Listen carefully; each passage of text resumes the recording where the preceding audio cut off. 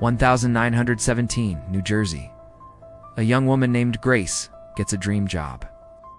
The pay is 3 times higher than any other factory, the atmosphere glamorous, filled with young women just like her. Her task? To paint numbers on watch dials? But she's not using just any paint. She's using radium, the magic element that glows in the dark. She believes she is handling the future. She doesn't know she is painting her own death sentence. Years later, Grace's body will begin to fail in the most terrifying way. The world will discover a shocking truth, that the light that promised life brought only a slow, agonizing death. If you love true stories that seem impossible, subscribe now, leave a like, turn on the bell, and drop even just a hi or thank you in the comments. Every little gesture helps support this project. What if the magic dust that made you beautiful was the same dust that devoured your bones? What if your smile at night literally glowed in the dark, right before it crumbled away? This isn't fiction. This is what happened to the Ghost Girls. In the early 1900s, the world was obsessed with radium.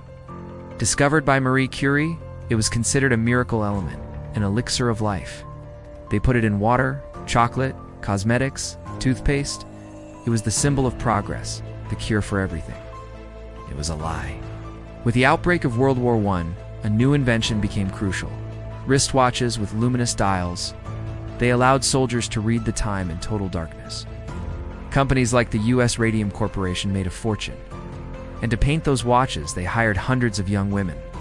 For the workers, it was an unmissable opportunity. They earned well, they were independent, the work was meticulous. To get a perfect point on the brush, their bosses taught them a technique. Lip, dip, paint. Put the brush between your lips, dip it in the paint, lip dip paint. For hours, for days, for years. No one warned them of the danger. In fact, they were reassured. It's safe. It'll do you good. The girls, unaware, played with the paint. They'd put it on their nails and teeth to glow in the dark when they went out at night. They were the Ghost Girls, ethereal figures shining in the night. They didn't know that light was their killer. Then, in 1922, the first girl fell ill. Molly Maggia. Hi. It all started with a toothache. The dentist pulled the tooth, but the wound wouldn't heal. In fact, it got worse. In place of the tooth, a pus-filled ulcer formed. Soon, her entire jaw began to rot.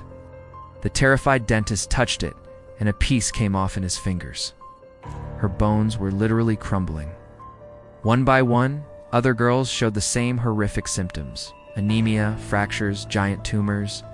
The doctors were baffled. They diagnosed syphilis to discredit them. But the girls knew the truth. There was only one thing that connected them all: the glowing paint. The U.S. Radium Corporation knew. They knew everything. Their chemists used lead screens and tongs. The female workers. Nothing. The company lied. They paid doctors to write false reports, and they claimed the girls were trying to defraud the company. They launched a disinformation campaign to protect their profits. For years, the girls' voices were ignored. The system abandoned them. They were alone, dying, and accused of being liars. But they did not give up. One of them, Grace Fryer, decided to fight back. For 2 years, she searched for a lawyer who would dare to challenge the powerful U.S. Radium.